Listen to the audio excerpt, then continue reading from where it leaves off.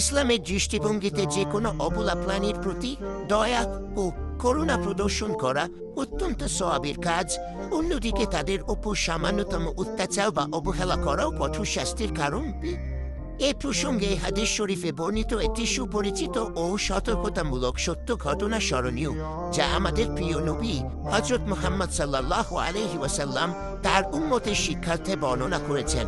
হযরত আব্দুল্লাহ ইবনে উমর থেকে বর্ণিত, রাসূলুল্লাহ নির্দেশ করেছেন যে অতীতে একজন মহিলাকে শুধুমাত্র একটি বিড়ালের ওপর অমানবিক নির্যাতন করার অপরাধে জাহান্নামের আগুনে শাস্তি দেওয়া হয়েছিল।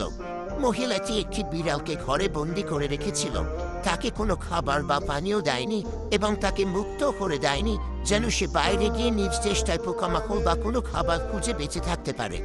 এভাবে দীর্ঘদিন ক্ষুধার্ত ও তৃষ্ণার্ত রেখে বিড়ালটিকে তিলে তিলে মৃত্যুর মুখে ঠেলে দেওয়ার কারণে মহান আল্লাহ তাআলা সেই মহিলার ওপর অসন্তুষ্ট হন এবং তাকে জাহান্নামী হিসেবে ঘোষণা করেন। এই ঘটনাটি স্পষ্ট প্রমাণ করে যে আল্লাহর কোনো সৃষ্টিকে বিনা কারণে কষ্ট দেওয়া ইসলামে কতটা জঘন্যতম অপরাধ। অপরদিকে মহানবী নিজে অত্যন্ত বিড়াল প্রেমী ছিলেন এবং বিড়ালকে গৃহপালিত ও পরিষ্কার পরিচ্ছন্ন প্রাণী হিসেবে গণ্য করতে। একবার এক সাহাবী কোনায় পাত্র থেকে বিড়ালকে পানি খেতে দেখলে নবীজি জানান যে বিড়াল কোনো অপবিত্র প্রাণী নয়, এটি আমাদের আশপাশেরই চলাফেরা করা একটি গৃহপালিত সদস্য এবং বিড়ালের মুখ দেওয়া পানি দিয়েই তিনি প্রচুর কাজ সম্পন্ন করেছিলেন।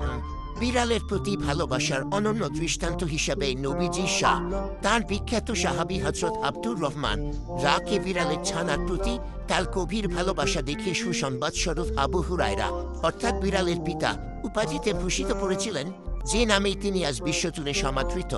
সুতরাং বিড়াল সহ সকল প্রাণীর প্রতি দয়া দেখানো সুন্নাত ও আল্লাহর রহমত অর্জনের একটি উসিলা, আর তাদের প্রতি নিষ্ঠুরতা দেখানো আখিরাতে কঠিন আযাবের কারণ।